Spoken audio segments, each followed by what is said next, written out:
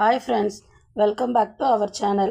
நேற்று சித்திரவிழியோட தங்கச்சி ஸ்டோரி அப்லோட் பண்ணியிருந்தேங்க. அதை பார்த்து நல்ல ஆதரவு கொடுத்தீங்க, ரொம்ப நன்றிங்க. இன்றைக்கி சித்திரவிழியோட அம்மா அகிலா ஸ்டோரியை தாங்க நம்ம பார்க்க போகிறோம். அகிலா சின்ன வயசுலேருந்தே புத்திசாலியாக இருப்பாங்க. அவள் அன்பானவள். அவள் தந்தைக்கு ரொம்ப பிடித்தவங்க யாருன்னு பார்த்தா அந்த வீட்டில் அகிலா தாங்க. அந்த அளவுக்கு சின்ன வயசுலேருந்து நல்லா வேலை செய்வாள். அவள் தந்தையும் தாயும் அவளை படிக்க வைக்கவில்லை. அந்த காலத்து மனுஷங்க எப்படி இருப்பாங்கன்னு தான் எல்லாருக்கும் தெரியும் இல்லைங்க. பெண் பிள்ளை என்றால் அவள் மற்றொரு வீட்டிற்கு போய் விடுவாள், அவளை ஏன் படிக்க வைக்க வேண்டும், அந்த மாதிரி நினச்சி பெண் பிள்ளைங்களை படிக்கவே வைக்கலைங்க. இதில் அகிலாவும் ஒரு ஆள். அகிலாவின் தந்தையும் தாயும் அவளை படிக்க முன் அனுப்பவில்லை. அகிலாவுக்கு படிப்பறிவு இல்லை என்ற ஒரு ஏக்கம் இருக்குது. ஆனாலும் அவள் அறிவில் சிறந்து விளங்குவாள்.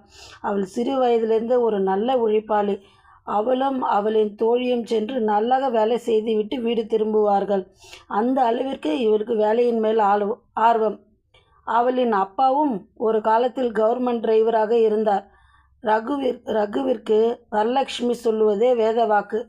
ஆண் பிள்ளைகளை படிக்க வைத்தார்கள், பெண் பிள்ளைகளை கிராமத்து வேலைக்கு செல்லுங்கன்னு அனுப்பிவிட்டாங்க. அந்த வீட்டு பெண் பிள்ளைங்கள் சாப்பாடு கூட சரிவர கொடுக்க கிடையாது. தீபாவளி பொங்கல் டைமில் மட்டும்தான் இட்லி தோசை அப்படின்னு செஞ்சு போடுவாங்க அவங்க வரலட்சுமி அம்மா. அகிலாவுக்கும் அவங்க அக்காவுக்கும் இது தாங்க நடக்கிறது. டெய்லி அவங்களுக்கு நேற்று என்ன சாதம் இருக்குதோ அதை மீதி தாங்க அவங்களுக்கு கொடுப்பாங்க. போங்க, நீங்கள் 2 பேரும் அந்த சாதம் சாப்பிடுங்க, தம்பிக்கு வேறு சாப்பாடு வேணும், நீங்கள் போய் பழைய சாப்பாடு சாப்பிடுங்கன்னு சொல்லிவிட்டு அவங்க தம்பிக்கு புது சாப்பாடு போடுவாங்க. என்ன செய்கிறாங்களோ அது. நாட்களும் இது மாதிரி போச்சுங்க. நாட்களும் கடந்தது. அவங்க சரி யார் இது, நம்ம தம்பி தானே அப்படின்னு அகிலாவும் அகிலாவோட அக்காவும் விட்டு கொடுத்துருவாங்க.